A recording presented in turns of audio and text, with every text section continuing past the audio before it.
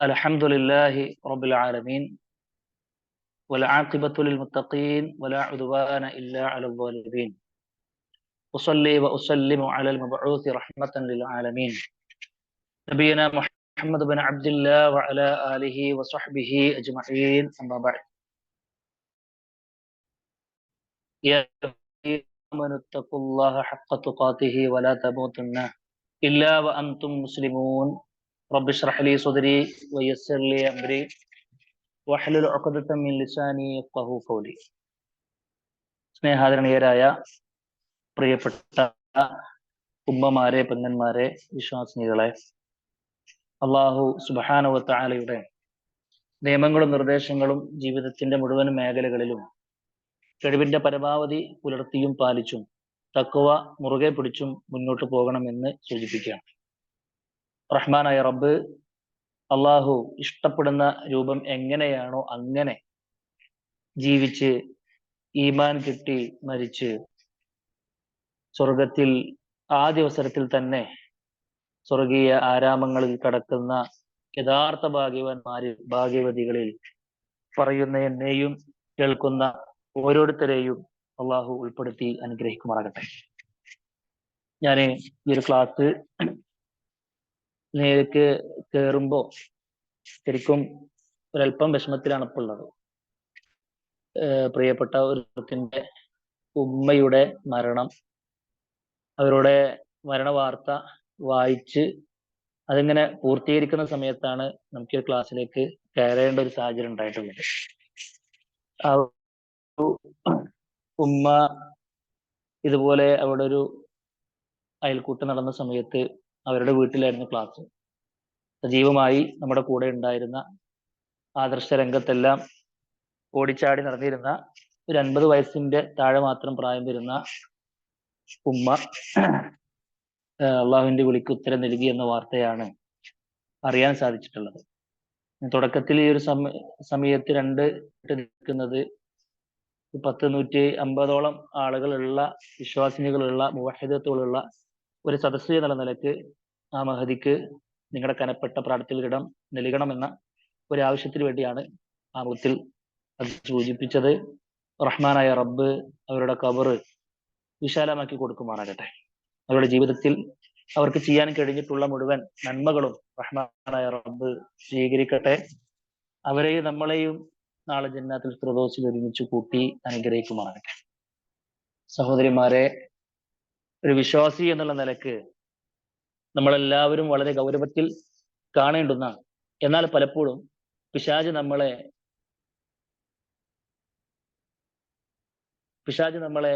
മറപ്പിച്ചു കളയുന്നതുമായ ഏറ്റവും പ്രധാനപ്പെട്ട വല്ലാത്തൊരു സത്യമാണ് യഥാർത്ഥ ലക്ഷ്യബോധത്തിൽ നിന്നും നമ്മളെ അകറ്റുക എന്നുള്ളത്. ഇവിടുത്തെ ആമുഖ സംസാരത്തിൽ നിന്നും വളരെ ചുരുങ്ങിയ വരികളിൽ നടത്തിയ ആ സംസാരത്തിൽ നമ്മുടെ ജീവിതത്തിന്റെ ലക്ഷ്യം എന്ത് എന്ന് കൃത്യമായി കൊണ്ട് സൂചിപ്പിക്കുകയുണ്ടായി. നമ്മളൊക്കെ വളരെ കുറഞ്ഞ ഒരായുസ് മാത്രമാണ് ഈ ഭൂമി ലോകത്തുണ്ടാവുള്ളൂ. ഇന്നലെ അല്ലെങ്കിൽ 2-3 ദിവസം മുൻപ് ആ സഹോദരി കഴിഞ്ഞൊരു വെള്ളിയാഴ്ച ഖുത്ബക്ക് വന്ന സഹോദരി ആയിരിക്കാം. പിന്നെ സമയത്തൊന്നും അറിയുന്നില്ല എൻ്റെ അവസാനത്തെ ജുമഴയാണിത്, കഴിഞ്ഞൊരു റമദാൻ വിട പറയുന്ന സമയത്ത് എൻ്റെ അവസാനത്തെ റമദാൻ ആയിരിക്കാം ഇത് എന്നൊരു നഗ്ന സത്യം, ഒരു യാഥാർത്ഥ്യം ആ സഹോദരി മനസ്സിലാക്കിയിട്ടില്ല എന്നതാണല്ലോ നമ്മളിവിടെ അറിയുന്നത്. യഥാർത്ഥത്തിൽ റമദാൻ ഒരു വിരിപ്പാൾ അകലെ വന്ന് നിൽക്കുന്ന ഈ ഒരു സാഹചര്യത്തിൽ നമ്മുടെയൊക്കെ മനസ്സിൽ ഇപ്പൊ എന്താണുള്ളത്, അതേപോലെ നല്ല നല്ല തീരുമാനങ്ങളുമായി ഈ റമദാൻ ഒന്നുകൂടി ഉഷാറാക്കണം എന്നൊക്കെ ആ ഉമ്മ ഒരു പക്ഷെ കരുതിയിരിക്കാം. റഹ്മാനായ റബ്ബ് അവസരം നൽകിയില്ല എന്നാണ് സത്യം. ഇതുപോലെ നമ്മളും ഇന്നല്ലെങ്കിൽ നാളെ അലംഘനീയമായ വിധിക്കുത്തരം നൽകി ഏത് സമയത്തും ഏത് സാഹചര്യത്തിലും ആർക്കൊക്കെ വിഷമമായാലും ആരൊക്കെ പ്രയാസപ്പെട്ടാലും പറിച്ചെടുത്തു കൊണ്ടുപോകാൻ യതവഫാക്കും മലക്കുൽ മൗത്തില്ലദീ വുക്കില ബിക്കും തുമ്മ ഇലാ റബ്ബിക്കും തുർജഊൻ എന്ന് റഹ്മാനായ റബ്ബ് സത്യമാണ്. നിങ്ങളെ പിടിച്ചു കൊണ്ടുപോകാൻ ഏൽപ്പിക്കപ്പെട്ട മലക്ക് ആ മലക്കിന്റെ രേഖകൾ നമുക്ക് ഒരു വർഷം പൂർത്തിയാകുമ്പോൾ, നമുക്ക് നിശ്ചയിക്കപ്പെട്ട ആ ദിവസം തീരുമ്പോൾ, നമുക്ക് നിശ്ചയിക്കപ്പെട്ട ആഴ്ചയും ആ മണിക്കൂറും ആ മിനിറ്റും അവസാനത്തെ ഒരു സെക്കൻഡും അത് കഴിയുന്നതോടുകൂടെ അവർ നമ്മളെ കൊണ്ടുപോകും. ഇപ്പോൾ ആ ഉമ്മയുടെ പേരല്ല നമ്മൾ പറഞ്ഞത്, മറിച്ച് മയ്യത്ത് എന്നതാണ്. സഹോദരിമാരെ, ഇതേപോലത്തെ കഥാപാത്രങ്ങളായി മാറാൻ അധികമൊന്നും സമയമില്ല എന്നതാണ് യാഥാർത്ഥ്യം. അതുകൊണ്ട് നമ്മുടെ മുമ്പിൽ വീണ് കിട്ടിയ സമയം ഏറ്റവും ക്രിയാത്മകമായി കൊണ്ട് ഉപയോഗപ്പെടുത്താൻ വിശ്വാസിനികൾ, വിശ്വാസി എന്നുള്ള നിലയ്ക്ക് എനിക്കും നിങ്ങൾക്കും കഴിയേണ്ടതുണ്ട്. ഇവിടെ ഞാൻ പറയാൻ പോകുന്ന ഒരു കാര്യവും നമ്മൾ ആദ്യമായി കൊണ്ട് കേൾക്കുന്നവരാകില്ല. എത്രയോ തവണ നമ്മൾ പലതും കേട്ടിട്ടുണ്ട്, നമ്മൾ ശ്രദ്ധിക്കുന്നവരുമായിരിക്കാം. എന്നാലും ഒന്ന് കൂടിയിരുന്ന് ഇത്തരം കാര്യങ്ങളൊക്കെ വീണ്ടും വീണ്ടും ചർച്ച ചെയ്യുമ്പോൾ എന്തെന്നില്ലാത്തൊരു റാഹത്തും, പടച്ചോനെ ഇതൊന്നും പോരല്ലോ, ഇനിയും ഒരുപാട് ശ്രദ്ധിക്കാനുണ്ടല്ലോ എന്ന ഒരു ബോധം നമുക്ക് നൽകുന്നുവെങ്കിൽ അൽഹംദുലില്ലാ, അതിനു വേണ്ടി തന്നെയാണ് ഇത്തരത്തിലുള്ള വൈജ്ഞാനിക സദസ്സുകൾ നാം സംഘടിപ്പിക്കുന്നത്.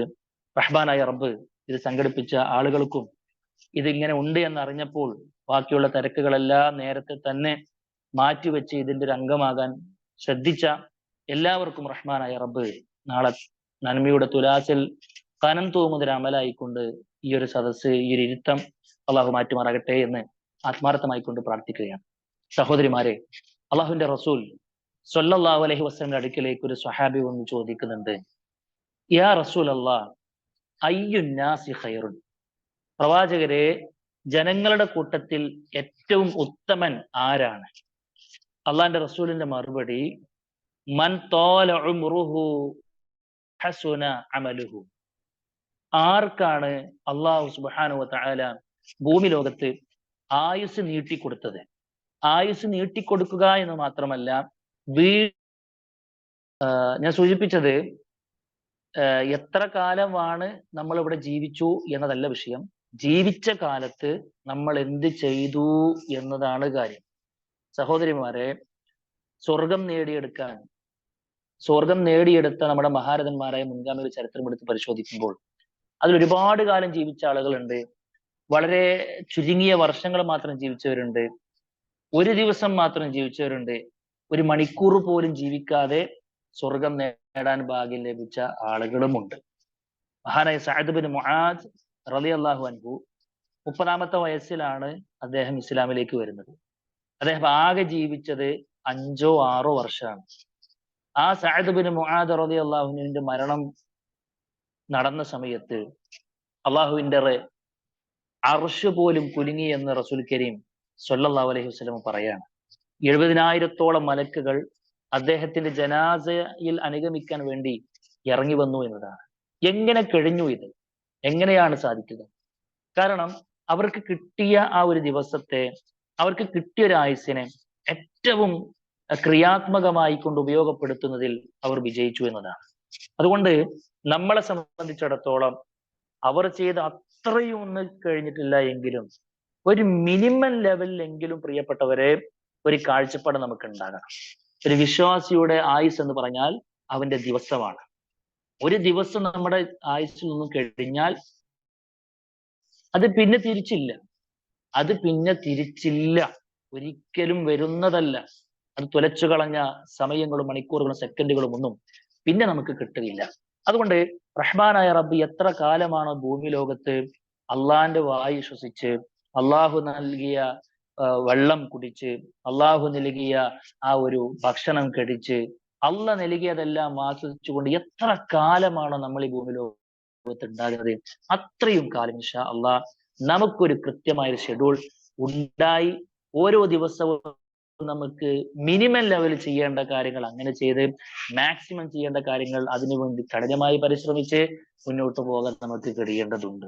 അതുകൊണ്ട് ഓരോ ദിവസവും നമുക്ക് വിലപ്പെട്ടതാണ് എന്ന ബോധമാണ് നമുക്ക് ആദ്യമായി കൊണ്ടുണ്ടാകേണ്ടത്. അതിൽ നമ്മുടെ ഒരു ഹോളിഡേയും പെട്ടു.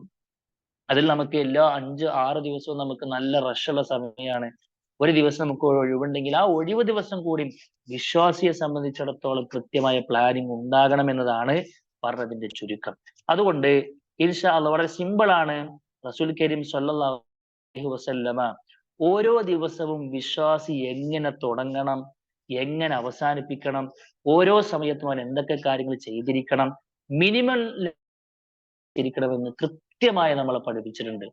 അതൊന്ന് ഫോളോ ചെയ്ത് ആ റൂട്ടിലൂടെ തന്നെയാണ് നമ്മുടെ ജീവിതം മുന്നോട്ട് പോകുന്നത് എന്ന് ഉറപ്പുവരുത്തി കഴിഞ്ഞാൽ ഇൻഷാ അള്ളാഹുവിന്റെ തൗഫീഖോട് കൂടെ നാളെ പരലോകത്ത് നമ്മുടെ ആയുസിന്റെ കണക്ക് പുസ്തകം എടുത്ത് പരിശോധിക്കുമ്പോൾ അള്ളാഹുവിന്റെ അപാരമായ തൗഫീഖ് കൊണ്ട് അവന്റെ ഔദാര്യം കൊണ്ട് ഇൻഷാ അള്ളാഹ് നമുക്ക് നല്ലൊരു റിസൾട്ട് ഉണ്ടാക്കിയെടുക്കാൻ കഴിയും. സഹോദരിമാരെ, എങ്ങനെയാണ് നമ്മുടെ ജീവിതത്തിന്റെ തുടക്കം?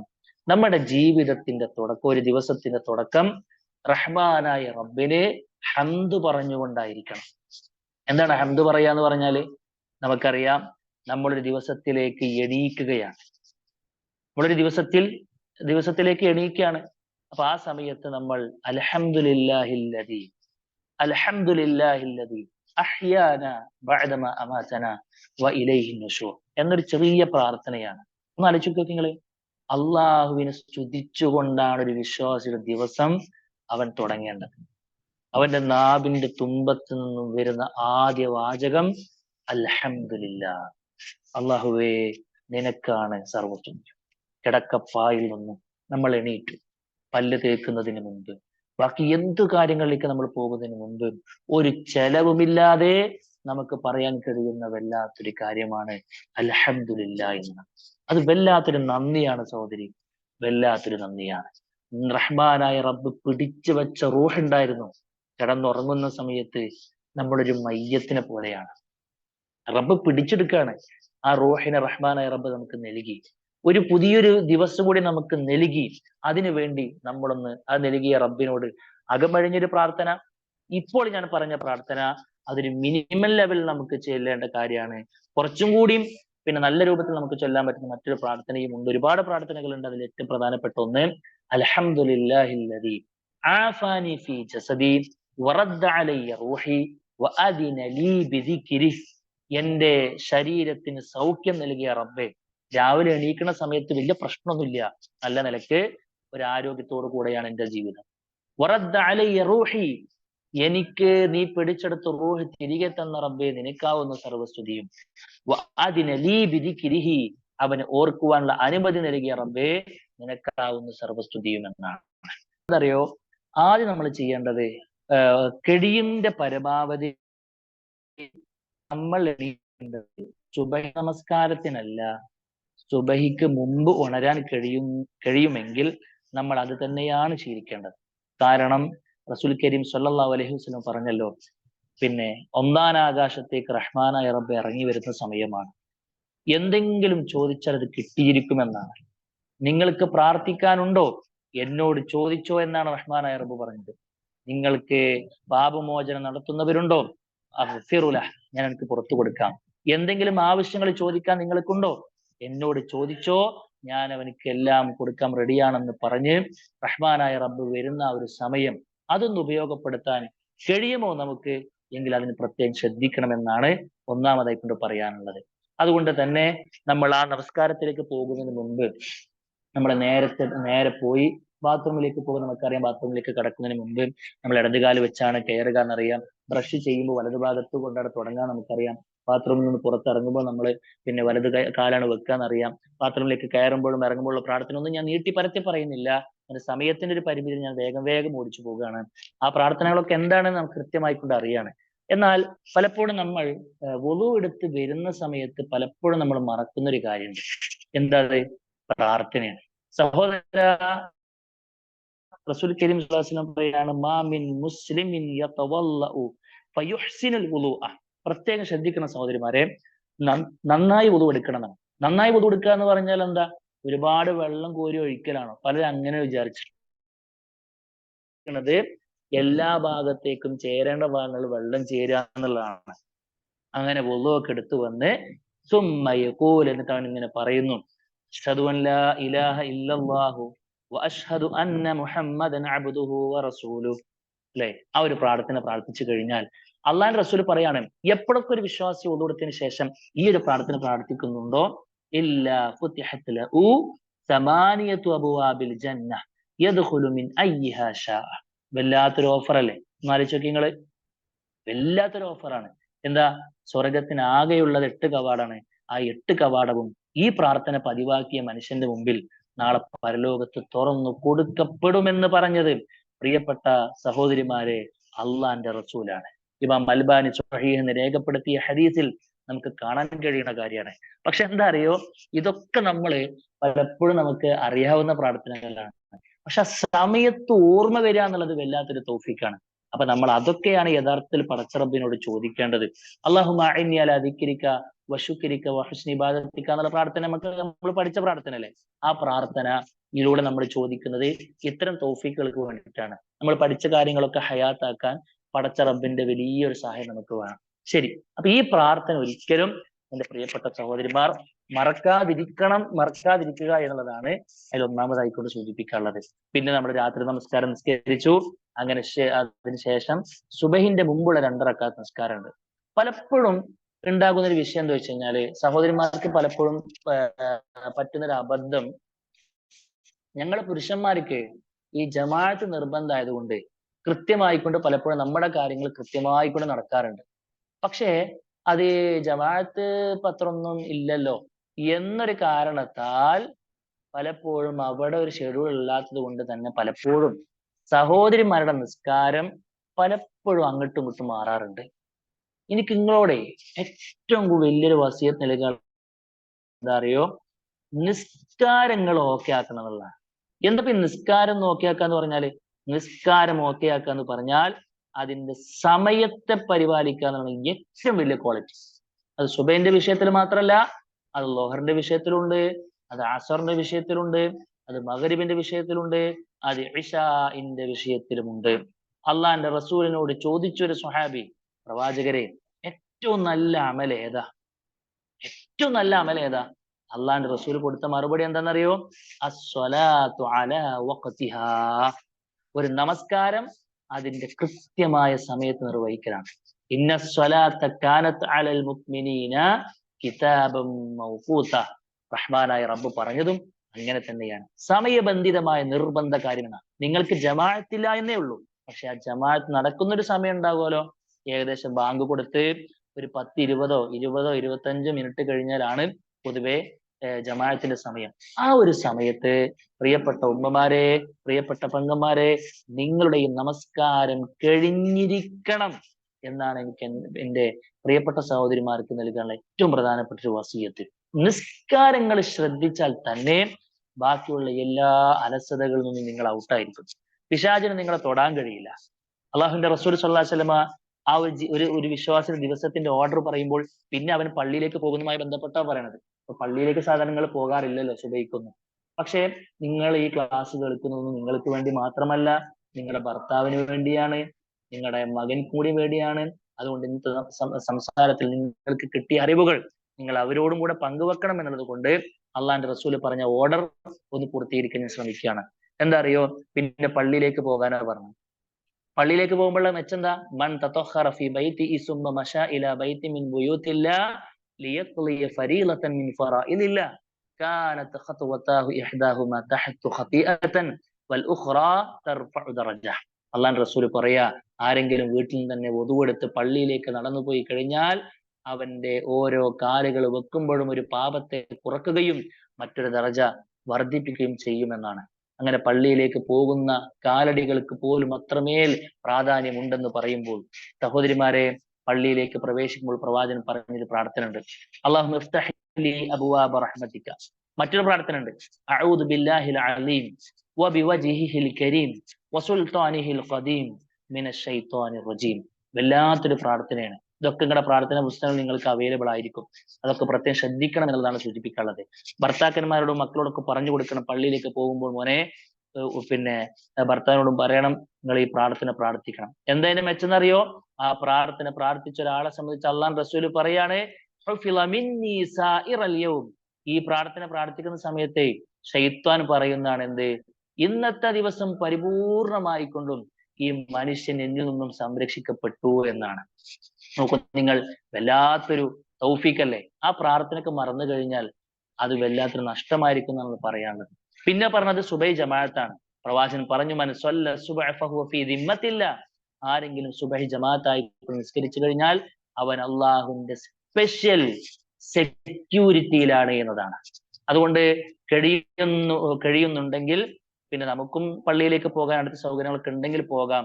അല്ല എങ്കിൽ വീട്ടിൽ തന്നെ അതിന്റെ കൃത്യമായ സമയത്ത് നമസ്കരിക്കുന്ന ഒരു ശീലം നിങ്ങൾക്കും ഉണ്ടാകണം. വീട്ടിൽ പള്ളിയിലേക്ക് പോയി നമസ്കരിക്കുന്ന നിങ്ങളുടെ പ്രിയപ്പെട്ട മകനോടും അതേപോലെ തന്നെ വീട്ടിലെ ആണുങ്ങളോടൊക്കെ ഈ ഒരു കാര്യം കൂടെ നിങ്ങൾ പ്രത്യേകം ശ്രദ്ധിക്കാൻ വേണ്ടി പറയണമെന്നതാണ് സൂചിപ്പിക്കുവാനുള്ളത്. ശരി, അങ്ങനെ ഫർള് നമസ്കാരം കഴിഞ്ഞു.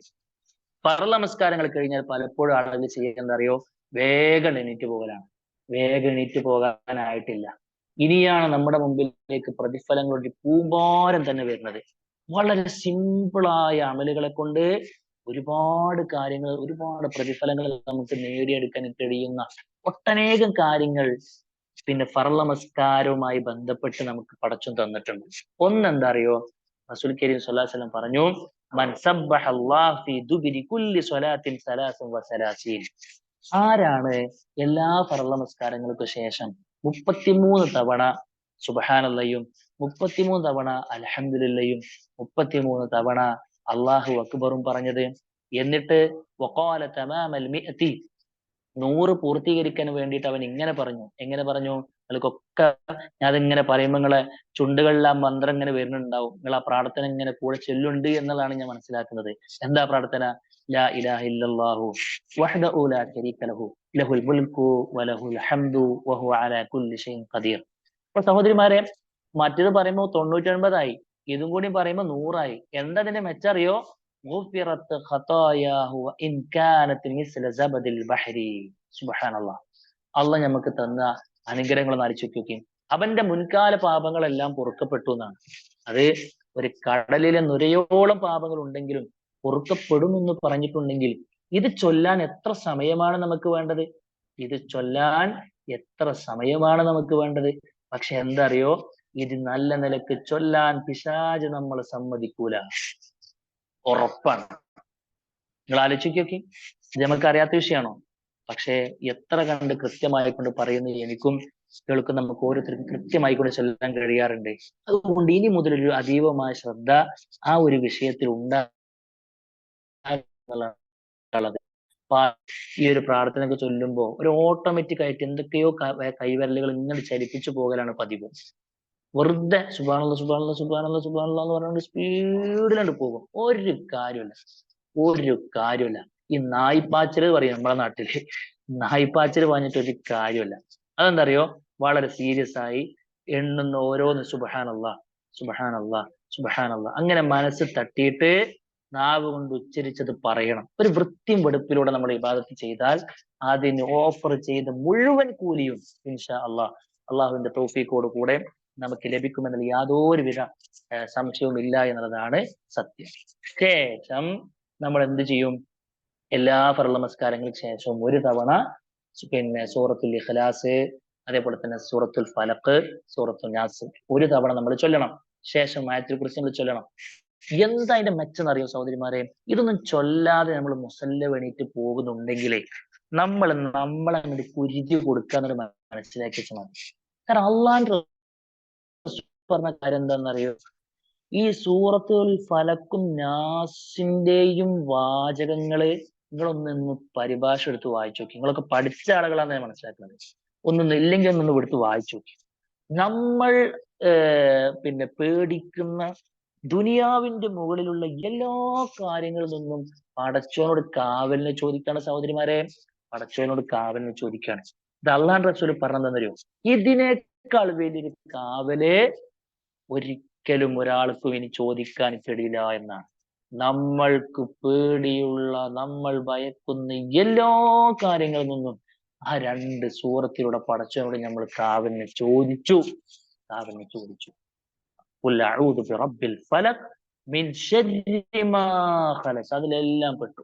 ശരിക്കും ആ മുഅവ്വിദത്തൈന് മാത്രം പിന്നെ ഒന്ന് കീറിപ്പൊളിച്ച് നിങ്ങൾക്ക് പറഞ്ഞിട്ടുണ്ടെങ്കിൽ നമുക്ക് ഈ ഒരു സമയം മുഴുവനായിട്ട് അതിന് വേണ്ടി വരും. അതുകൊണ്ട് ഞാൻ അതിലേക്ക് പോകുന്നില്ല. നിങ്ങൾ കൂടുതൽ പഠിക്കണം എന്നുള്ള ഒരു കാര്യം മാത്രമാണ് എനിക്ക് സാറിനെ പറ്റി സൂചിപ്പിക്കാനുള്ളത്. അതുകൊണ്ട് എന്താ അറിയോ? അത് ചൊല്ലിയിട്ടായിരിക്കണം നമ്മൾ എണീക്കേണ്ടത്. പിന്നെ മാത്രമല്ല, പ്രവാചകൻ പറഞ്ഞ മറ്റൊരു കാര്യമാണ് എന്ത്? ആയത്തുൽ കുർസി എല്ലാ ഫർള് നമസ്കാരങ്ങൾക്ക് ശേഷവും ഒരു തവണ എന്താക്കണം, ആയത്തിൽ കുറിച്ച് പാരായണം ചെയ്യണം. ആയത്തിൽ കുറിച്ച് മനസ്സ് തട്ടിയിട്ട് ശരിക്ക് സാവധാനത്തിൽ പാരായണം ചെയ്യുന്ന ഒരു വിശ്വാസിനിക്കും പടച്ചോൻ കൊടുത്ത ഓഫർ എന്താണെന്നറിയോ?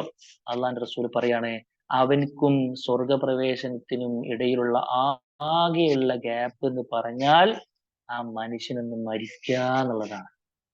നിങ്ങൾ ആലോചിച്ച് നോക്കിയും, നമ്മുടെ മരണവാർത്ത കേട്ടുകഴിഞ്ഞാൽ പലരുടെയും കണ്ണൊരു പക്ഷെ കലങ്ങുമായിരിക്കും. പക്ഷെ ഒരു വിശ്വാസി മരിക്കുന്നുണ്ടോ, അവൻ ഓരോ ദിവസവും ഇതുപോലെ കൃത്യമായിക്കൊണ്ട് അവൻ ചെയ്യേണ്ട കാര്യങ്ങൾ വീഴ്ച വരുത്താതെ കൃത്യമായി കൊണ്ടുനടന്ന ഒരാളാണെന്നുണ്ടെങ്കിലേ അവന്റെ മരണത്തോടു കൂടെ യഥാർത്ഥ ഒരു സന്തോഷ ലോകത്തിലേക്കാണ് അവൻ പോണത്. അവൻ മാത്രം ചിരിക്കുന്ന ദിവസമായിക്കൊണ്ട് അന്ന് മാറും എന്നതിൽ യാതൊരു സംശയമില്ല.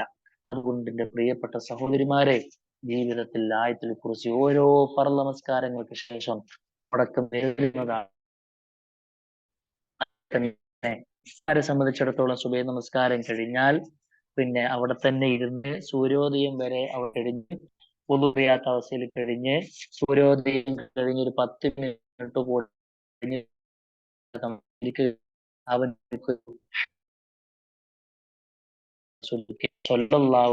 പഠിപ്പിക്കുകയാണ്.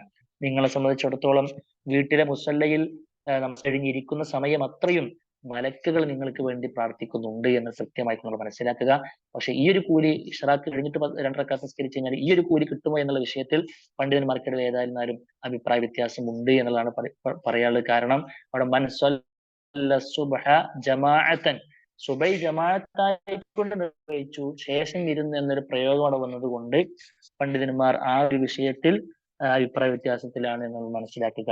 ഏതായിരുന്നാലും നമ്മൾ നമസ്കരിച്ചിടത്ത് ഒന്ന് സ്വസ്ഥമായി സമാധാനമായി ഒരു ഉറപ്പോടുകൂടെ ഒരു ഗൗരവത്തോടുകൂടെ പടച്ചോന്റെ മുമ്പിൽ എന്റെ ഒട്ടേറെ കാര്യങ്ങൾ നേടിയെടുക്കാൻ, എന്റെ ഒരുപാട് കാര്യങ്ങൾ പടച്ചറബുമായി കൊണ്ട് പങ്കുവെക്കാൻ ലഭിക്കുന്ന അമൂല്യമായ അവസരത്തെ അങ്ങനെ തന്നെ മനസ്സിലാക്കിയിട്ട് ഒരു 5-6 മിനിറ്റ് അവിടെ ഇരിക്കുന്നുണ്ടോ നമ്മൾ, എങ്കിൽ ആ സമയം മുഴുവനും നമുക്ക് വേണ്ടി മലക്കുകൾ പ്രാർത്ഥിച്ചുകൊണ്ടേയിരിക്കുമെന്നാണ് റസൂൽ കരീം സ്വല്ലല്ലാഹു അലൈഹി വസല്ലമ നമ്മളെ പഠിപ്പിക്കുന്നത്. അതുകൊണ്ട് സഹോദരിമാരെ, അത്രയും കാര്യമായി കഴിഞ്ഞാൽ അൽഹംദുലില്ലാഹ് ആദ്യത്തെ ഒരു സമയം നമ്മൾ കഴിയാണ്. പിന്നെ അവിടെ നമ്മൾ പ്രത്യേകം ശ്രദ്ധിക്കേണ്ട എന്താണെന്നറിയോ, രാവിലെയും വൈകുന്നേരം പ്രാർത്ഥിക്കാറുകളുണ്ട്. രാവിലെയും വൈകുന്നേരം പ്രാർത്ഥിക്കേണ്ട ചില അധികാറുകളുണ്ട്. ആ അധികാരങ്ങളെ ശരിക്കും പഠിക്കുന്ന സഹോദരിമാരെ, അതിന് ശരിക്കുങ്ങളെ അതിന്റെ പുസ്തകം കിട്ടും, അതിന്റെ ക്ലാസ്സുകൾ കിട്ടും. ശരിക്കും പറയണം. എനിക്കിപ്പോ ഇതിന്റെ ഉള്ളിൽ കൂടെ അത് എല്ലാം പറഞ്ഞു തരണമെന്ന് ആഗ്രഹമുണ്ട്, പൂതിയുണ്ട്. പക്ഷെ എല്ലാം സമയമില്ലാത്തതുകൊണ്ട് ഞാൻ അതിലേക്ക് ഫുള്ള് പോകുന്നില്ല. പക്ഷെ ഒരു കാര്യം ഞാൻ പറയാം, അതിൽ ഏറ്റവും പ്രധാനപ്പെട്ട ഒരു പ്രാർത്ഥനയാണ് സയ്യിദുൽ ഇസ്തിഗ്ഫാർ എന്ന് പറയുന്നത്. സയ്യിദുൽ ഇസ്തിഗ്ഫാർ അല്ലാഹുമ്മ അൻത റബ്ബി ലാ ഇലാഹ ഇല്ലാ അൻത ഖലഖ്തനി വഅന അബ്ദുക വഅന അലാ അഹ്ദിക വവഅദിക മസ്തതഅതു എന്ന് തുടങ്ങുന്ന പ്രാർത്ഥന. ചെറിയ പ്രാർത്ഥനയാണ്, ഒരു 5 ഉള്ളൂ. അതുണ്ടല്ലോ, അത് ചൊല്ലുന്ന ഒരു മനുഷ്യനെ സംബന്ധിച്ച് അള്ളാഹുവിന്റെ റസൂൽ പറഞ്ഞ കാര്യം എന്താണെന്നറിയോ? ആ മനുഷ്യൻ ആരാണോ രാവിലെ അത് ചൊല്ലിയത്, അഥവാ സുബഹി നമസ്കാരം കഴിഞ്ഞിട്ട് ആരാണോ അത് കൃത്യമായി കൊണ്ട് ചൊല്ലിയത്, അവൻ അസറിന് മുൻപ് വിളിച്ചം ചെയ്ത് കഴിഞ്ഞാൽ ആ മനുഷ്യൻ സ്വർഗത്തിലാണ് എന്നാണ്. അസർ നമസ്കാരത്തിന് ശേഷം ഇത് ചൊല്ലിയ ഒരു മനുഷ്യൻ പിറ്റേന്ന് സുബഹിയാകുന്നതിന് മുൻപ് മരണപ്പെട്ടാലോ അവനും സ്വർഗത്തിലാണെന്ന് അള്ളാന്റെ റസൂല സഹോദരി പറഞ്ഞത്. അതുകൊണ്ട് എന്താ അറിയോ, സയ്യിദുൽ ഇസ്തിഗ്ഫാർ എന്തിനാണ് എത്രയേറെ കൂലി കിട്ടുന്നു വെച്ച് കഴിഞ്ഞാല് അതിന്റെ അന്തർസാരം അത്രയും ഗഹനമാണ്, അതിന്റെ അർത്ഥം അത്രമേൽ വിശാലമാണ്. റഹ്മാനായ റബ്ബിനെ എല്ലാ അർത്ഥത്തിലും നമ്മൾ അംഗീകരിക്കുകയാണ്. നമ്മുടെ എല്ലാ വന്നുപോയ തെറ്റുകളും നമ്മൾ ആ പ്രാർത്ഥനയോടെ പടച്ചോനാണ്. റബ്ബ് നമുക്ക് നൽകിയ എല്ലാ അനുഗ്രഹങ്ങളും പടച്ചോന്റെ മുമ്പിൽ നമ്മൾ തുറന്ന് സമ്മതിക്കുകയാണ്. പടച്ചോന് ഒരു ജീവിതം ഉണ്ടെങ്കിൽ എനിക്കത് ഖൈറിലാക്കി തരണേ എന്ന് നമ്മൾ പ്രാർത്ഥിക്കുകയാണ്. എല്ലാ നിലക്കും ഇരു ലോകത്തിലെ ഖൈറും സമ്മേളിക്കുന്ന വല്ലാത്തൊരു പ്രാർത്ഥനയാണത്. അതൊക്കെ ഉപേക്ഷ വരുത്തൊരു ദിവസം സഹോദരി, നമ്മൾ എന്ത് നേടിയിട്ട് ഒരു കാര്യമില്ല. അന്നൊരു പക്ഷെ നമുക്ക് 2000 രൂപയുടെ വരുമാനം ഉണ്ടെങ്കിലും നമ്മൾ പരലോകത്തേക്ക് വേണ്ടി ഒന്നും ഒരുക്കിയില്ല എന്നതാണ് സത്യം. അതുകൊണ്ടേ സ്വർഗം ഉറപ്പ് വരുത്തുന്ന വിശ്വാസികൾക്ക് മാത്രം പടച്ചോൻ സ്പെഷ്യലൈസ്ഡ് ആയിട്ട് കൊടുത്തിട്ടുള്ള ഇത്തരം മൂല്യവത്തായ അവസരങ്ങളെ അതിനെ കണ്ടില്ലെന്ന് നടിച്ചാൽ അശ്രദ്ധയോട് കൂടെ കൊണ്ടു നടന്നാൽ അത് നമുക്കായിരിക്കും അതിന്റെ വിന എന്ന് നമ്മൾ മനസ്സിലാക്കും. അതുകൊണ്ട് വൈകുന്നേരം ചൊല്ലേണ്ട ദിക്റുകൾ പരിപൂർണമായി കൊണ്ടല്ല, ഒരു 15 മിനിറ്റ് സമയം മതിയാകും. പക്ഷെ ആ സമയം ഉണ്ടല്ലോ നമുക്ക് എല്ലാ നിലക്കും ഉപകാരപ്പെടും. അതിന് ശേഷമുള്ള സമയത്തിന് പോലും ബർക്കത്ത് ഇൻഷാ അള്ളാഹ് ഈ ഒരു 10-15 മിനിറ്റ് ഇബാദത്തിന് വേണ്ടി മാറ്റിവെച്ച പ്രിയപ്പെട്ട ഉമ്മമാരെ നമുക്ക് കിട്ടും എന്നതിൽ യാതൊരുവിധ സംശയവുമില്ല. അപ്പൊ അത്രയും കഴിഞ്ഞാൽ അൽഹംദുലില്ലാഹ് രാവിലത്തെ ഒരു സെഗ്മെന്റ് നമുക്ക് പൂർത്തിയാക്കുകയാണ്. പിന്നെ പിന്നെ ഒരു വിശാലമായ, നമ്മൾ ആണുങ്ങളാകട്ടെ പെണ്ണുങ്ങളാകട്ടെ എല്ലാവരും പടച്ച റബ്ബിൽ നിന്നും പൊതുവെ ഒഴിവായി അവന്റെ ജോലി തിരക്കുകളിലേക്ക് പോകുന്ന ഒരു ഉച്ചഭക്ഷണം വരെയുള്ള ഒരു സമയം, ലോഹറിന്റെ സമയം, ഒരു വിശാലമായ ഒരു 4-5 മണിക്കൂറുകളുണ്ട്. അത് പൊതുവെ എല്ലാവരും അശ്രദ്ധമാകുന്ന സമയം. ദുനിയാവിന് വേണ്ടി അധ്വാനം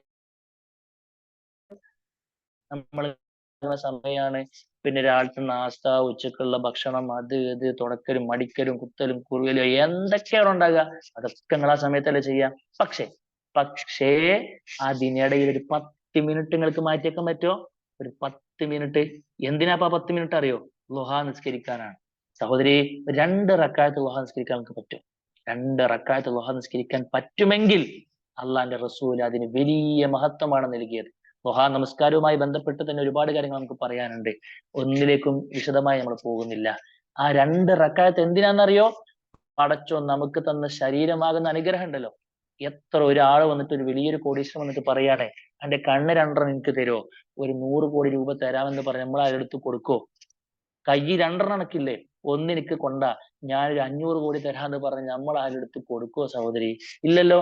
അത്രമേൽ വിലയിടാൻ കഴിയാത്ത അനുഗ്രഹങ്ങളുടെ കലവറയായ ശരീരമാകുന്ന അനുഗ്രഹത്തിന് 360 സന്ധികളാൽ മുന്നോട്ട് പോയിക്കൊണ്ടിരിക്കുന്ന ശരീരത്തിന്റെ അത്ഭുതങ്ങളിലെ അത്ഭുതങ്ങൾ നിറഞ്ഞ മഹത്തായ തൗഫീഖിന്, മഹത്തായ അനുഗ്രഹത്തിനുള്ള നന്ദിയാണ് റകഅതാനി യർകഉഹുമാ മിനൽ ളുഹ. ളുഹയുടെ സമയത്ത് അവൻ അല്ലെങ്കിൽ അവൾ നമസ്കരിക്കുന്ന 2 റക്അത്ത് എന്ന് റസൂൽ കരീം സ്വല്ലല്ലാഹു അലൈഹി വസല്ലമ. അള്ളാന്റെ റസൂലിന്റെ പേര് കേൾക്കുമ്പോൾ നിങ്ങൾ സ്വലാത്ത് ചൊല്ലുന്നുണ്ട് എന്ന് തന്നെയാണ് ഞാൻ വിശ്വസിക്കുന്നത്. ബാറക്കല്ലാഹു ഫീക്കും. ഏതായിരുന്നാലും ഒരു ളുഹാ നിസ്കാരം കഴിഞ്ഞാൽ വല്ലാത്തൊരു റാഹത്താണ്. അള്ളാന്റെ റസൂല് പറയാണ്, പൊതുവെ ആളുകൾ എല്ലാവരും അശ്രദ്ധമാകുന്ന സമയത്ത് നിസ്കരിക്കുന്ന നിസ്കാരത്തിന് വലിയ പ്രതിഫലമുണ്ട് എന്നതാണ്. ശരി, അപ്പൊ അതാണ് നമ്മൾ ഏറ്റവും വളരെ ഗൗരവത്തിൽ ശ്രദ്ധിക്കാനുള്ളത്. പിന്നെ നേരത്തെ പറഞ്ഞതുപോലെ ഹാഫിളു അല സ്വലവാത്ത് വസ്സലാത്തിൽ വുസ്ത, പൊതുവെ എല്ലാ ഫർള് നമസ്കാരങ്ങളും നിങ്ങൾ കൃത്യമായി നമസ്കരിക്കണം. നേരത്തെ പറഞ്ഞു, പുരുഷന്മാരെ സംബന്ധിച്ചിടത്തോളം ജമാഅത്തുള്ളത് കൊണ്ട് തന്നെ അവർ കുറച്ച് ശ്രദ്ധിക്കുന്ന ആളുകളുടെ കൃത്യമായി ഷെഡ്യൂൾഡ് ആയിട്ട് എങ്ങനെ പോകും. പക്ഷെ നിങ്ങൾക്ക് ഷെഡ്യൂൾ ആരും തരൂല. നിങ്ങളുടെ വീട്ടിൽ ഒരു നിസ്കാരത്തിന്റെ ബാങ്കിന്റെയും ഇക്കാമത്തിന്റെയും ഒരു ടേബിൾ ഇല്ലാത്തത് കൊണ്ട് തന്നെ ആരും നിങ്ങൾ ഓർമ്മപ്പെടുത്തൂല. അവനവന്റെ മനസ്സിൽ ഒരു അലാറം അടിക്കണം. ബാങ്ക് കൊടുത്താൽ പടച്ചോനെ ഇനി എനിക്ക് എന്റെ സമയമായി. അയ്യല്ല, പലപ്പോഴും ളുഹറിന്റെ വിഷയത്തിലൊക്കെ നമുക്ക് പറ്റുന്ന അമളി എന്താന്ന് വെച്ച് കഴിഞ്ഞാൽ, നമ്മളിങ്ങനെ തീരുമാനിക്കും എല്ലാം അടിക്കലും തുടക്കലും കഴിഞ്ഞ് എല്ലാം കഴിഞ്ഞ് ഒന്നുകൂടെ കുളിച്ചാലാണ് നിസ്കരിക്കാൻ പറ്റുള്ളൂ. ആരെ പത്രമൊക്കെ പറഞ്ഞത്? അതൊക്കെ അനാവശ്യമായ വസ്വാസുകളാണ്. നിസ്കരിക്കാനുള്ള ഒരു പ്രാഥമിക ഒരു ശുദ്ധി നമ്മൾ വരുത്തി നിസ്കാരം അതിന്റെ കെട്ടിലും മട്ടിലും ആ സമയത്ത് നിർവഹിക്കട്ടെ. എന്നിട്ട് നിങ്ങൾ ഡീറ്റെയിൽ കുളിയും നനക്ക് കഴിച്ചോളൂ എന്നാണ് എനിക്ക് വീണ്ടും വീണ്ടും പറയാനുള്ളത്. അള്ള പറയാണ്, അള്ള നമ്മളോട് നൽകിയ വസിയത്താണ് നിസ്കാരങ്ങളുടെ ശ്രദ്ധിക്കാൻ വേണ്ടി പറഞ്ഞത്. പക്ഷെ നിസ്കാരം പൊതുവെ പറഞ്ഞിട്ട് റബ്ബ് പറഞ്ഞു മറ്റൊരു പ്രധാനപ്പെട്ട നിസ്കാരം ഏതറിയോ? വസ്സലാത്തിൽ വുസ്ത, മധ്യമ നമസ്കാരമാണ്. ഏതാ മധ്യമ നമസ്കാരം? മധ്യമ നമസ്കാരം കൊണ്ട് ഉദ്ദേശിക്കുന്നത് അസർ നമസ്കാരാണ്. പലപ്പോഴും പിന്നെ ഉച്ചഭക്ഷണമൊക്കെ വൈകി പിന്നെ നമ്മൾ അതിന് കഴിച്ച് അതുവരെ എടുത്ത പണിയുടെ ക്ഷീണം കൊണ്ട് നമ്മൾ ഇങ്ങനെ ഉറക്കത്തിൽ കണ്ട് പോകുമ്പോഴായിരിക്കും അസർ ബാങ്ക് കൊടുക്കുക.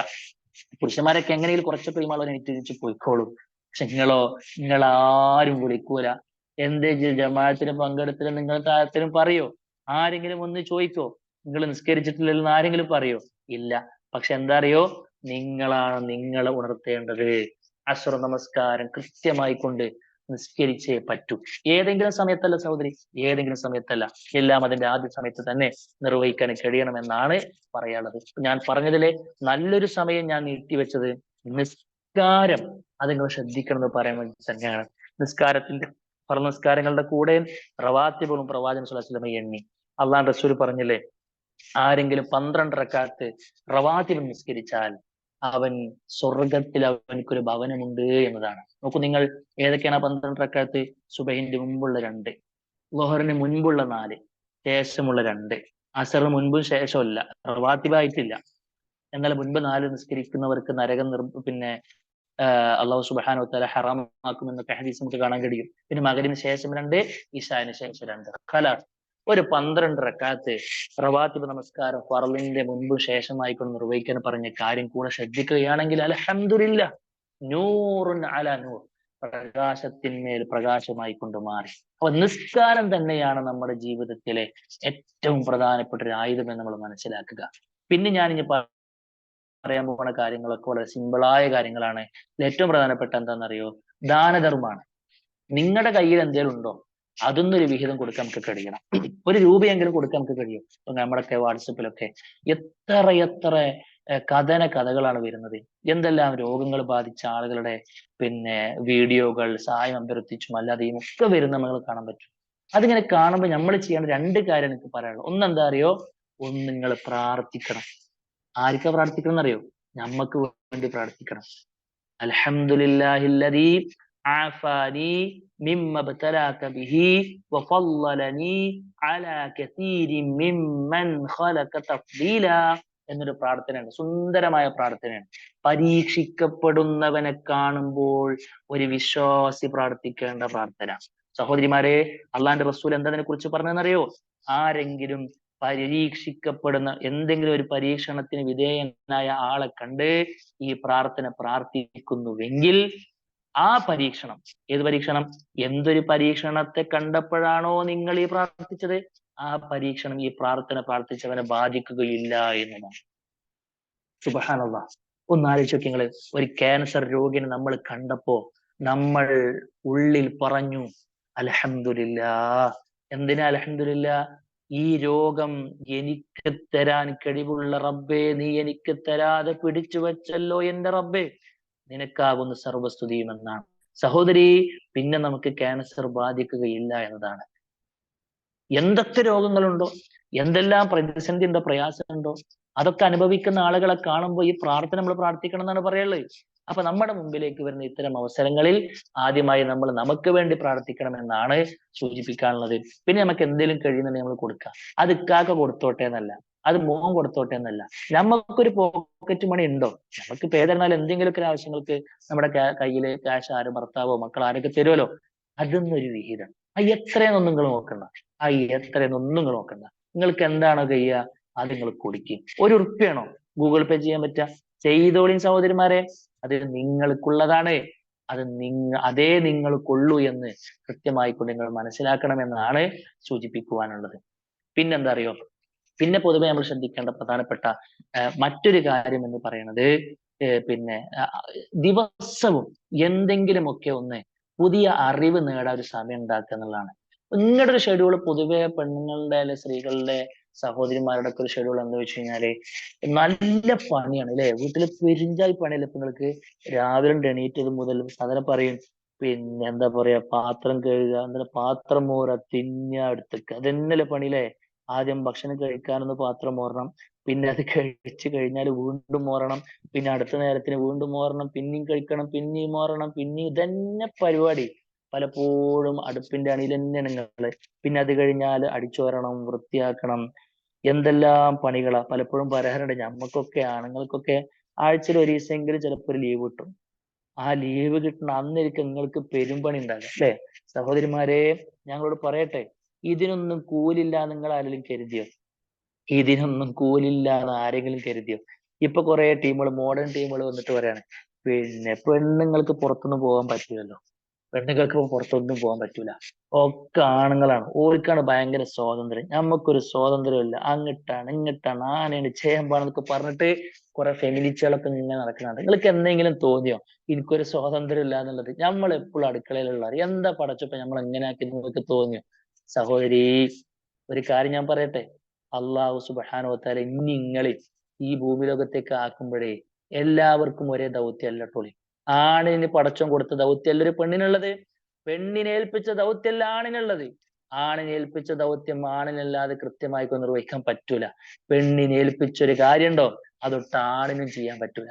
അപ്പൊ നിങ്ങൾ എടുക്കേണ്ട പണി നമ്മളൊരു ദിവസം നിങ്ങളെ ഏൽപ്പിച്ചു നോക്കി. നിങ്ങളെ പേരിൽ വന്ന് കണ്ട് നിങ്ങളെ ഭർത്താവിന് ഒരു ദിവസം അടിക്കാനും തുടക്കാനും ചോറ് വെക്കാനും അലക്കാനും അങ്ങോട്ട് നിങ്ങൾ എടുക്കണ പണിയൊക്കെ ഏൽപ്പിച്ചു നോക്കി. അതിന് കഴിയൂല. പിറ്റേ ദിവസം നിങ്ങൾ ഹോസ്പിറ്റലിൽ കൊണ്ടുപോകേണ്ടി വരും. എന്താ മൂപ്പരെടുക്കണ പണി ഒരു ദിവസം നിങ്ങളെ ഏൽപ്പിച്ചു നോക്കി. നിങ്ങൾ പാതി വെച്ച് നടന്നിട്ട് പോരും പുറത്തേക്ക്. മനസ്സിലായില്ലേ? ഞങ്ങള് യാത്ര എടുക്കുന്ന പോലെ ദീർഘദൂര യാത്രകള്, ജോലി ഭാരങ്ങള്, അതിന്റെ ടെൻഷനുകള്, അതൊന്നും ഒരു പെണ്ണിന് ശരിക്ക് ഏൽക്കാൻ കഴിയില്ല. അതുകൊണ്ടേ പടച്ച റബ്ബ് നിങ്ങളോട് ചോദിക്കുന്ന ഒരു ചോദ്യം നാളെ പരലോകത്ത്. കുല്ലുക്കും റാഇൻ വകുല്ലുക്കും മസ്ഊലുൻ അൻ റഇയതിഹി എന്ന് പറഞ്ഞില്ലേ? നിങ്ങൾ എല്ലാവരും ഉത്തരവാദികളാണ്. നിങ്ങൾ എല്ലാവർക്കും ഒരേ ഉത്തരവാദിത്തം അല്ല പറഞ്ഞത്. നിങ്ങൾക്ക് എല്ലാവർക്കും ഉത്തരവാദിത്തമുണ്ട്. എന്നിട്ട് അള്ളാഹ് റസൂല് പറയാ വൽ മർഅതു റാഇയത്തുൻ ഫീ ബൈത്തി സൗജിഹാ. ഒരു സഹോദരി അവൾ ചോദിക്കപ്പെടുന്നതെന്നറിയോ? അവളുടെ ഭർത്താവിന്റെ വീട്ടിനെ സംബന്ധിച്ചാണ് ചോദിക്കുക. വീടിന്റെ ക്ലീനിങ്, പണ്ഡിതന്മാര് പറഞ്ഞു, വീടിന്റെ ക്ലീനിങ്, വീടിന്റെ അടുക്ക്, വീടിന്റെ ചിട്ട, വീട്ടിന്റെ ഉള്ളിലെ ക്രയവിക്രയങ്ങളുമായി ബന്ധപ്പെട്ട് എല്ലാം, അടുപ്പ് പുകയുന്നതടക്കം ബെഡ്റൂം മുതൽ അടുപ്പ് വരെയുള്ള സകല മേഖലകളെ കുറിച്ചും ചോദ്യം അത് സഹോദരിമാരോടാണ് എന്നുള്ളതാണ്. ആ ചോദ്യത്തിന് ഉത്തരം ഉണ്ടാക്കുക നിങ്ങള്. രാവിലെ എണീറ്റത് മുതൽ നിങ്ങൾ അടുപ്പിനാണ് പോയി നിന്ന് ഈ തിരിയണതൊക്കെ ഉണ്ടല്ലോ, നിങ്ങൾക്ക് പടച്ചോൻ പറഞ്ഞ വലിയ ഒരു ഉത്തരവാദിത്തം മനോഹരമായി കൊണ്ട് നിർവഹിക്കുകയാണെന്ന ബോധം നിങ്ങൾക്ക് ഉണ്ടാകണം. അപ്പൊ എന്താ അറിയോ? നിങ്ങൾ മീൻ നന്നാക്കുന്നുണ്ടോ? അതിന് കൂലിയുണ്ട്. നിങ്ങൾ ബാത്റൂം കഴുകുന്നുണ്ടോ? അതിന് നിങ്ങൾക്ക് കൂലിയുണ്ട്. നിങ്ങളെ ഭർത്താവിന്റെയും മക്കളെയും വസ്ത്രം അലക്കി കൊടുക്കുന്നുണ്ടോ? അതിന് നിങ്ങൾക്ക് കൂലിയുണ്ട്. നിങ്ങൾ നിന്ന് തിരിഞ്ഞ് നിങ്ങളുടെ കണ്ണിൽ അതുമായി ബന്ധപ്പെട്ട ഒരു കരട് പോയോ, കത്തിയൊന്ന് കൊണ്ട് നിങ്ങളുടെ കൈവിരൽ ഒരിത്തിരി ചോര വന്നോ, എക്സ്ട്രാ ബോണസ്ലി നിങ്ങൾക്ക് കൂലിയുണ്ട്. പാത്രം ഒന്ന് തട്ടി കാലിൽ വീണ് ചെറിയൊരു സ്ക്രാച്ച് എന്തെങ്കിലും പറ്റുമോ, ബാക്കിയുള്ള ഉമ്മമാരെക്കാൾ കൂടുതൽ നിങ്ങൾക്ക് കൂലിയുണ്ട്. ഈ മാർഗത്തിൽ നിങ്ങൾ സഹിക്കുന്ന സകല ത്യാഗങ്ങൾക്കും അത്രയൊന്നും പ്രയാസമില്ലാത്ത ആളുകളെക്കാൾ കൂടുതൽ കൂലി കിട്ടുന്നു പറഞ്ഞിട്ടുണ്ടെങ്കിൽ പിന്നെ ഞമ്മക്ക് എന്താ ബേജാറ്? നിങ്ങൾക്ക് എന്താ ബേജാറ്? രാവും പകലും മൊത്തം നമുക്ക് കൂലിയുണ്ട്. അതുകൊണ്ട് എന്താ അറിയോ? പുറത്തു പോയി പണിയെടുക്കണ ഞങ്ങൾക്കും കൂലിയുണ്ട്. ഇപ്പൊ കെട്ടിയ പെണ്ണിനും മക്കളെയും നോക്കണം എന്നത് ഞങ്ങളുടെ വലിയ ഉത്തരവാദിത്തമാണ്. അത് ചെയ്തിട്ടില്ലേ പടച്ചോ ഞങ്ങളെ നാളെ പിടിക്കും. മനസ്സിലല്ലേ? മക്കളെ നോക്കേണ്ട വലിയ ഡ്യൂട്ടി നിങ്ങളെ ഏൽപ്പിച്ചിട്ടുള്ളത്, അത് നിങ്ങൾ വീഴ്ച വരുത്തിയോ പടച്ചോ നിങ്ങളെ പിടിക്കും. അപ്പൊ എന്താ അറിയോ? നിങ്ങളെ റബ്ബ് ഏൽപ്പിച്ചുള്ള ദൗത്യം ഒന്ന് ഞങ്ങളെ റബ്ബ് ഏൽപ്പിച്ച ദൗത്യം ഒന്ന് രണ്ടും രണ്ടാണെന്ന് മനസ്സിലാക്കി അള്ളാന്റെ റസൂൽ പറഞ്ഞ പ്രിയപ്പെട്ട വിശ്വാസിനികളായ അടിമകളായി നിങ്ങൾക്ക് മാറാൻ കഴിയേണ്ടതുണ്ട്. അപ്പൊ വീട്, ഞാനതാ പറഞ്ഞത്, നിങ്ങളൊരു ദിവസത്തിൽ നിങ്ങൾ സ്പെൻഡ് ചെയ്യുന്ന സമയത്തിൽ മഹാഭൂരിഭാഗവും വീടുമായി റിലേറ്റഡ് ആണെങ്കിൽ അതൊന്നും വെറുതെയല്ല എന്ന ആത്മാഭിമാനം നിങ്ങൾക്ക് ഉണ്ടാകണം. ആത്മാഭിമാനം നിങ്ങൾക്കുണ്ടാകണം. രാത്രി ഇങ്ങനെ എല്ലാ പണിയും കഴിഞ്ഞ് കടന്നുറങ്ങുമ്പോ ഒരു ഫ്ലാഷ് ബാക്ക് അടിച്ചു നോക്കുമ്പോ രാവിലെ അള്ളാഹ്ക്ക് കൊടുക്കേണ്ട ഹക്കുകളെല്ലാം ഞാൻ കൊടുത്തു, അൽഹംദുലില്ലാ. പിന്നെ ഞാൻ വീടുമായി ബന്ധപ്പെട്ട കാര്യങ്ങളൊക്കെ നിർവഹിച്ചു. വീട് ഞാൻ കഴുകി വൃത്തിയാക്കി, ബാത്റൂം അങ്ങനെ തുടങ്ങി എല്ലാ കാര്യങ്ങളും ഞാനത് ഭക്ഷണം ഉണ്ടാക്കി കുഞ്ഞുങ്ങൾക്ക് കൊടുത്തു. കുഞ്ഞുങ്ങളായി നേരാകുമ്പോ പൈറ്റകള് ഭക്ഷിക്കുന്നത് എന്റെ അധ്വാനം കൊണ്ടാണ്. എന്റെ ഭർത്താവ് ഇന്ന് ഭക്ഷണം കഴിച്ചത് എന്റെ അധ്വാനം കൊണ്ടാണ്. അല്ലെ? എല്ലായിടങ്ങളിലും നിങ്ങളുടേതായ ഒരു ഒരു ഒരു ഒരു ഒരു എന്താ പറയാ, ഒരു ഇൻവെസ്റ്റ്മെന്റ് നിങ്ങൾ നേടിയെടുത്തു. ചാരിതാർത്ഥ്യത്തോടു കൂടെ അന്ന് നിങ്ങൾക്ക് കണ്ണടക്കാൻ കഴിയും സഹോദരി. അതുകൊണ്ട് ഒരുപാട് പണിയെടുത്തതിന്റെ ഭാണ്ഡാരം പേറിയിട്ട് ആരുടെങ്കിലൊക്കെ പക പോക്കി ഇങ്ങനെ നടക്കേണ്ട അവസ്ഥയൊന്നും ഒരു വിശ്വാസിനിക്കില്ല എന്ന കാര്യം നിങ്ങൾ കൃത്യമായി കൊണ്ട് തിരിച്ചറിയണം എന്നാണ് സൂചിപ്പിക്കുവാനുള്ളത്. പിന്നെന്താ അറിയോ? വീട്ടിലേക്ക് നിങ്ങളുടെ ഭർത്താവ് മക്കളൊക്കെ വരുമ്പോൾ ആ വീടിനെ ലൈവായി നിലനിർത്തേണ്ട വലിയൊരു ഉത്തരവാദിത്തം നിങ്ങൾക്കുണ്ട്. അതിലിപ്പോ നമ്മുടെ പുറത്തൊക്കെ പോയി പണ്ടിക്കിടെ ഞങ്ങളൊക്കെ പല ടെൻഷനുകൾ അടിച്ചായിരിക്കും വീട്ടിലേക്ക് വരിക. അപ്പോ നിങ്ങൾക്ക് ഇവിടെ ടെൻഷനും കാര്യങ്ങളൊക്കെ ഉണ്ടാവും. പക്ഷെ ഓൺ ദ സ്പോട്ട് നിങ്ങൾ ആരും പറയരുത്. നിങ്ങൾ പറയരുത്. അവരെ ഏറ്റവും മാന്യമായി കൊണ്ട് നിങ്ങൾക്ക് സ്വീകരിക്കാൻ കഴിയണം. ഭർത്താവിനോട് സലാം പറയാൻ കഴിയണം. അല്ലെ? അവരുടെ സമയം ചെലവഴിക്കാൻ കഴിയണം. ഭർത്താവ് ശ്രദ്ധിക്കേണ്ട കുറെ കാര്യങ്ങളുണ്ട്. അവിടെ ഇങ്ങോട്ട് വരുമ്പോൾ അവർ സലാം പറയണം, ഒക്കെ ശരിയാണ്. എന്നിട്ട് നിങ്ങൾ മാന്യമായി അവർക്ക് കൊടുക്കേണ്ട കാര്യങ്ങൾ കൊടുത്തതിന് ശേഷം ഒരു ഫ്രീ ആയിട്ട് നിൽക്കുന്ന സമയത്തായിരിക്കും നിങ്ങൾക്ക് എന്തെങ്കിലുമൊക്കെ പങ്കുവെക്കാൻ ഉണ്ടെങ്കിൽ അത് നിങ്ങൾ മനോഹരമായി കൊണ്ട് പങ്കുവെക്കേണ്ടത്. ഒരു കുഞ്ഞ് മരിച്ചു സഹോദരി, ഒരു സ്വഹാബിയുടെ കുഞ്ഞ് മരിച്ചു. ആ സ്വഹാബി പണിയെല്ലാം കഴിഞ്ഞ് വീട്ടിലേക്ക് വന്നു. വീട്ടിലേക്ക് വന്നപ്പോ ആ സ്വഹാബ വനിത അദ്ദേഹത്തിന് വേണ്ട എല്ലാ കാര്യങ്ങളും ചെയ്തു കൊടുത്തു. ആ കുഞ്ഞ് മരണപ്പെട്ടപ്പോൾ അവരെ കഫൻ ചെയ്ത് കുളിപ്പിച്ച് എല്ലാം റെഡിയാക്കി തൊട്ടിലിൽ ആ പിന്നെ സ്വഹാബ വനിത കൊണ്ടുപോയി കിടത്തി. മരിച്ചു കിടക്കുകയാണ് ആ കുട്ടി, തൊട്ടിലിൽ മരിച്ചു കിടക്കുകയാണ് ആ കുട്ടി. പക്ഷേ ജോലിഭാരം കഴിഞ്ഞെത്തിയ ഭർത്താവിനോട് ഇതൊന്നും പറഞ്ഞില്ല. മൂപ്പർക്ക് വേണ്ട കാര്യങ്ങളൊക്കെ ചെയ്തു കൊടുത്തു. എന്നിട്ട് പിന്നെ അന്ന് ശാരീരിക ബന്ധം പോലും നടന്നു എന്നാണ് ഹദീസ് നമുക്ക് കാണാൻ കഴിയുന്നത്. എല്ലാം കഴിഞ്ഞിട്ട് ആ മഹദി അവരോട് ചോദിച്ചു, പടച്ച റബ്ബ് ഒരു കാര്യം നമ്മുടെ കൈകളിൽ ഏൽപ്പിച്ചു. ഒരാൾ ഒരു മുതല് നമ്മുടെ കയ്യിൽ ഏൽപ്പിച്ചു. കുറച്ച് കഴിഞ്ഞിട്ട് കൊടുക്കാൻ ബാധ്യസ്ഥരല്ലേ എന്ന് ചോദിച്ചു. അപ്പോൾ ആ സ്വഹാബ വനിത പറഞ്ഞു, റഹ്മാനായ റബ്ബ് നമ്മുടെ കൈകളിൽ ഏൽപ്പിച്ച് നമ്മുടെ മകനെ അള്ളാഹു തിരിച്ചെടുത്തിട്ടുണ്ട് എന്നാണ്. അപ്പോഴാണ് ആ സ്വഹാബി അത് അറിയണത്. അപ്പോഴാണ് ആ സ്വഹാബി അറിയണത്. എന്റെ പ്രിയപ്പെട്ട ഉമ്മമാരെ, പാഠമില്ലേ നമുക്കതിൽ? അതുകൊണ്ട് വീട്, അതിന്റെ സ്വസ്ഥതയും സമാധാനവും ഡെയിലി അത് വീഴാതെ ഉടയാതെ ചിതറാതെ പതറാതെ കൊണ്ടു നടക്കുന്നതിൽ എന്റെ പ്രിയപ്പെട്ട ഈ സൗണ്ട് കേൾക്കുന്ന വിശ്വാസിനികളെ, നിങ്ങൾക്ക് വലിയ പങ്കുണ്ട് എന്ന സത്യം നിങ്ങൾ കൃത്യമായി കൊണ്ട് മനസ്സിലാക്കണമെന്നാണ് സൂചിപ്പിക്കുവാനുള്ളത്. അതേപോലെ തന്നെ നിങ്ങൾ ദിവസം പ്രത്യേകം ശ്രദ്ധിക്കേണ്ട കാര്യം എന്താണെന്നറിയോ? നിങ്ങളുടെ ദീന് പഠിക്കാനുള്ള ഒരു സമയം നിങ്ങൾ കണ്ടെത്തണം. എല്ലാ സമയവും ഇതിനു വേണ്ടി മാത്രമല്ല, ദീന് പഠിക്കാൻ നിങ്ങൾക്ക് കഴിയണം.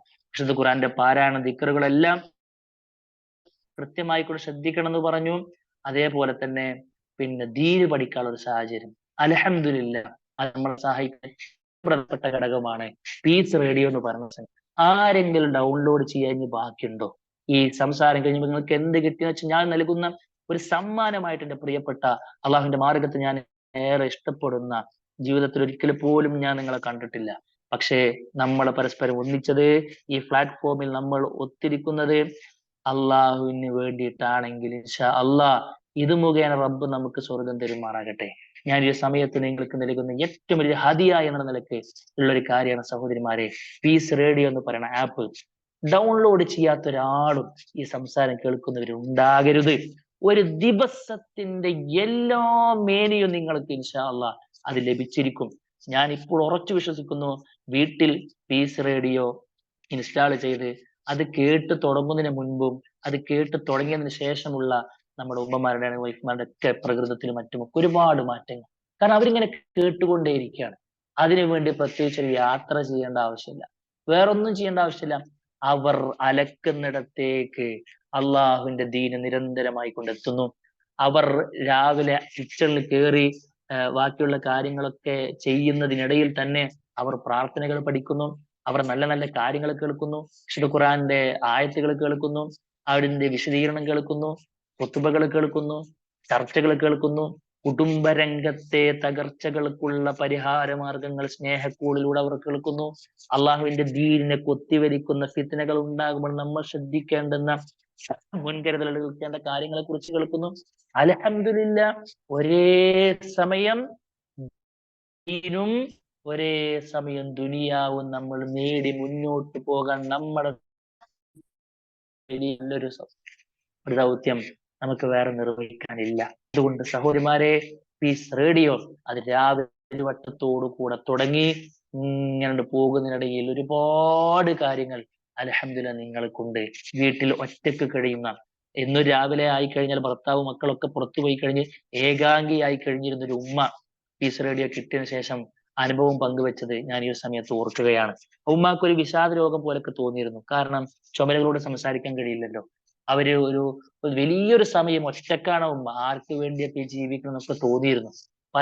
പല ചിന്തകൾ അവരുടെ മനസ്സിലേക്ക് ഉടച്ചിരുന്നു.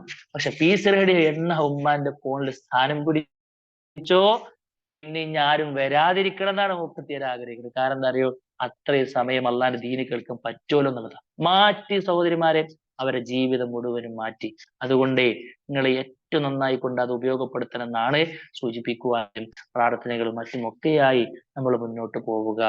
നല്ല നിലക്ക് നല്ല സ്വഭാവം നമ്മൾ മെച്ചപ്പെടുത്തുക. പിന്നെന്താ അറിയോ, നിങ്ങൾ ചെയ്യുന്ന എല്ലാ കർമ്മങ്ങളെയും തച്ചുടച്ച് കളയുന്ന ചില കാര്യങ്ങളുണ്ട്, ഒന്ന് രണ്ട് വാതിലുകളുണ്ട്.